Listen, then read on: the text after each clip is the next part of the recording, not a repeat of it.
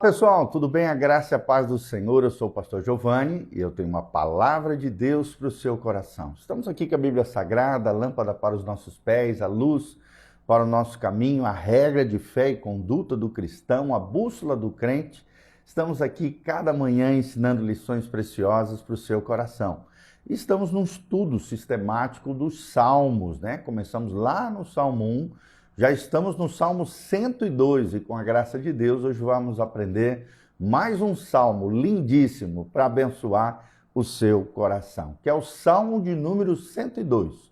O título aqui do meu salmo é A Oração do Aflito que Desfalecido derrama o seu queixume, né? A sua queixa, o seu clamor, a sua lamentação perante o Senhor. Salmo 102. Preste atenção, abre o seu coração. Ouve, Senhor, a minha súplica e cheguem a ti os meus clamores. Não me oculte o rosto no dia da minha angústia, inclina-me os ouvidos no dia em que eu clamar. Dá-te pressa em acudir-me, porque os meus dias são como fumaça, se desvanecem, os meus ossos ardem como fornalha, ferido como a erva, secou-se o meu coração, até me esqueço de comer o meu pão. Os meus ossos já se apegam à pele por causa do meu dolorido gemer. Sou como um pelicano no deserto, como a coruja das ruínas. Não durmo e sou como um passarinho solitário nos telhados. Os meus inimigos me insultam a toda hora. Furiosos contra mim, praguejam com o meu próprio nome. Por pão tenho comido cinza e misturado com lágrimas a minha bebida, por causa da tua indignação, da tua ira, porque me elevastes e depois me abatestes. Como a sombra que declina, assim os meus dias, e eu me vou secando como a relva. Tu, porém, Senhor, permanece para sempre, e a memória do teu nome de geração em geração. Levantar-te-ás e terás piedade de Sião, é tempo de te compadecerdes dela, e já é vinda a sua hora, porque os teus servos amam até as pedras de Sião e se condoem do seu pó. Todas as nações temerão o nome do Senhor e todos os reis da terra a sua glória.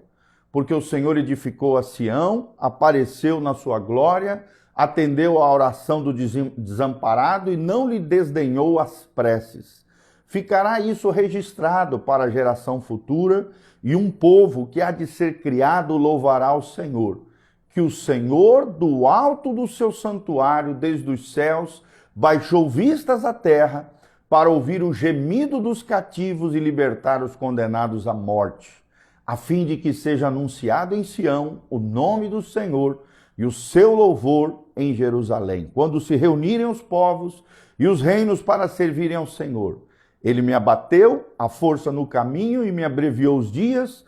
Dizia eu, Deus meu, não me leves na metade da minha vida, tu cujos anos se estendem por todas as gerações. Em tempos remotos lançastes o fundamento da terra, e os céus são obra das tuas mãos. Eles perecerão, mas tu permanece, todos eles envelhecerão, como uma veste, como roupas os mudarás e serão mudados. Tu, porém, és o mesmo, e os teus anos jamais terão fim. Os filhos dos teus servos habitarão seguros e diante de ti se estabelecerá a sua descendência. Que Deus abençoe esse lindo salmo ao seu coração. São 28 versículos nesse salmo que falam sobre o clamor do aflito. Esse é o nosso tema de hoje, o clamor do aflito. Talvez você esteja passando por um momento de luta, de dificuldade, de problema. Muitos de nós, passamos por aflições, dores, mazelas, sofrimentos, dificuldades na vida, tentações. Todos nós, um momento ou outro da nossa vida, seremos aflitos ou seremos afligidos. O próprio Jesus nos diz, no mundo tereis aflições, mas tem de bom ânimo, eu venci o mundo. O Salmo 102 é notável e é conhecido com esse nome, o Salmo do Aflito. Não tem autoria, não sabemos quem é o autor, porém, com toda probabilidade, tem a sua origem, provavelmente, diz os especialistas, no tempo do exílio babilônico, onde o povo de Israel, durante 70 anos, foi levado cativo a Babilônia. Alguns estudiosos atribuem a Daniel, outros a Jeremias, outros a Neemias ou alguns dos profetas que floresceram durante esse período do cativeiro que durou 70 anos. Esse salmo é uma espécie de lamento de um patriota pela aflição da sua nação, porém não um lamento sem esperança, até porque todos que creem em Deus têm esperança. É interessante, Spurgeon diz que alguns consideram esse salmo um salmo penitencial, de penitência, de quebrantamento, de arrependimento, pois o lamento é de alguém que sofre e não de alguém que peca. Esse lamento não é pelo pecado pessoal, mas pelas reverberações da calamidade que se abateu sobre Jerusalém, sobre a terra de Israel, por causa do cativeiro babilônico. Isso é mencionado também no Salmo 102, versículos 8, 14 e 16. Está claro no texto aqui que o salmista gemia de aflição, é o que diz o versículo 2 e 5, e chorava pelas ruínas de Jerusalém, é o que menciona o versículo 9 do Salmo 102. Então, embora o Salmo 102 seja um dos salmos de penitência, de quebrantamento, os demais, o Salmo 6, o Salmo 32, o Salmo 38, o Salmo 41, o Salmo 120 e o Salmo 43, nós não encontramos nele mais o elemento de penitência, pois o salmista não se associa suas misérias ao seu pecado. Ele não associa suas dificuldades, suas lutas, suas misérias ao seu pecado, mas sim às circunstâncias de um exílio e a sua fraqueza física normal de quem estava sendo escravizado, sofrendo, padecendo, debaixo da tirania de outro império, debaixo do juízo e da disciplina de Deus. Então, certamente também é um salmo messiânico, uma vez que os versículos 25 e 27 são citados também lá em Hebreus 1, de 10 a 12, com referência ao Messias, apontando para o Messias. O salmo todo é messiânico, mostrando em primeiro lugar os sofrimentos e o abandono também do Messias profeticamente, é o que nós vemos do versículo 1 ao versículo 11 do Salmo 102. Depois vemos também a antecipação animada do reino da sua glória de alcance mundial, do versículo 12 ao versículo 22. E finalmente Deus responde que por enquanto essa é apenas a metade da história, somente uns poucos dias da sua obra, da sua correção, que deve alcançar sua duração total, medida pelos anos eternos do próprio Messias, o milênio como a gente conhece, do versículo 12 a 22.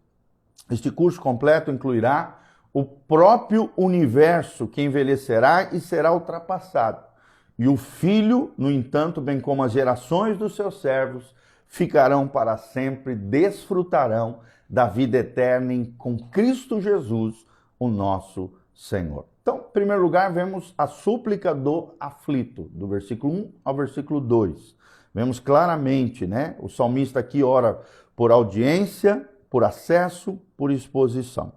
E por um ouvido atento e por uma resposta da parte de Deus. Então, em primeiro lugar, no versículo 1, vemos um pedido veemente, um pedido forte, um clamor veemente.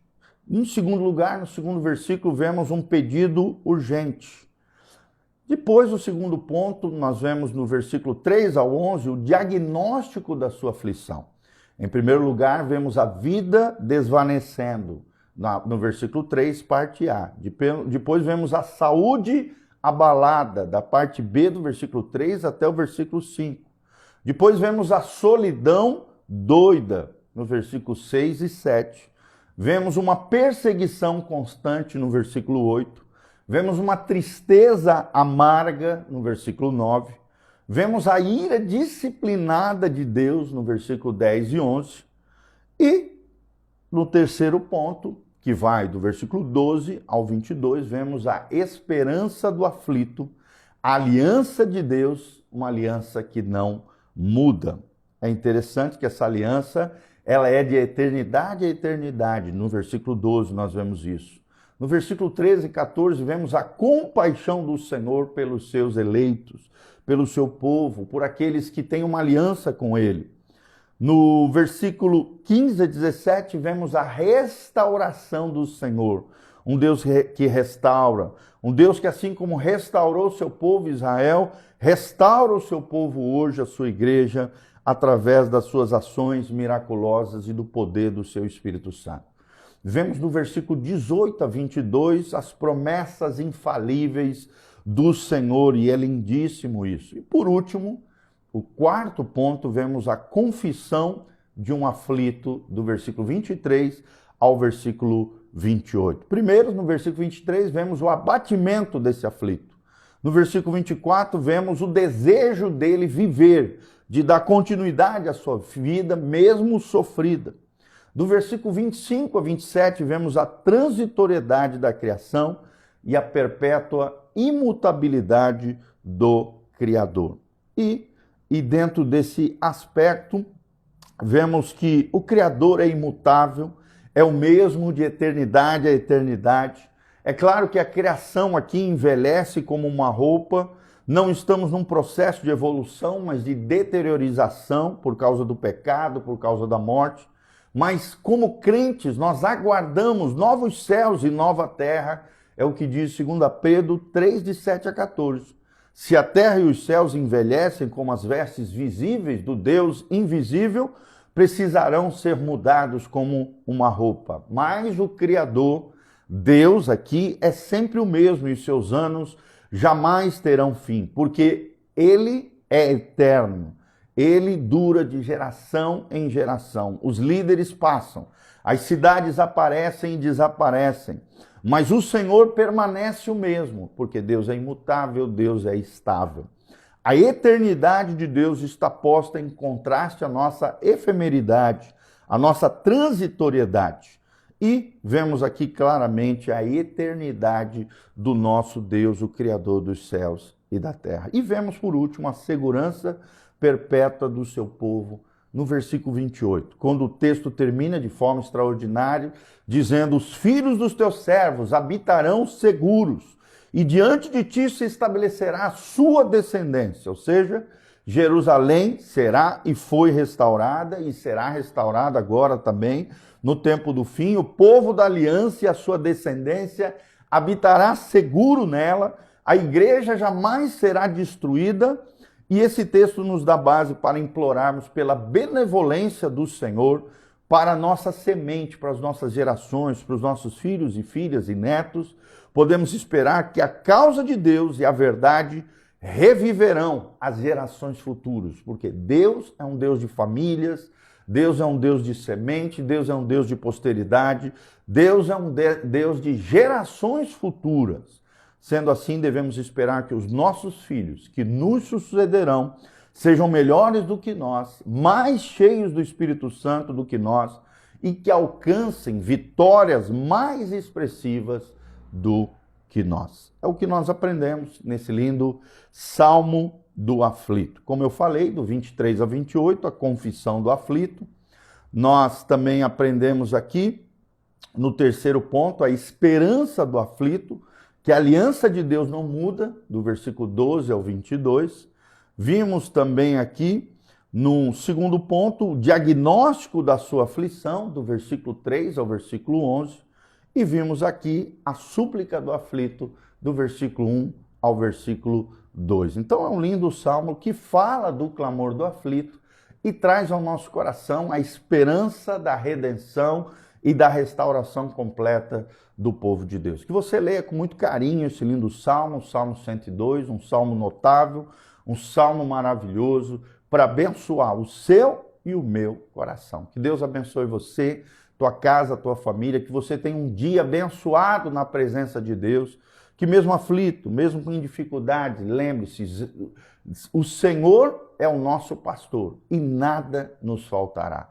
Ele nos guarda, Ele nos protege, Ele nos livra de todo mal e Ele nos restaura de toda e qualquer dificuldade. Amém? Que Deus abençoe você, tua casa, tua família. Aqui no link de descrição tem todas as informações, caso você queira colaborar conosco, exercer a sua generosidade.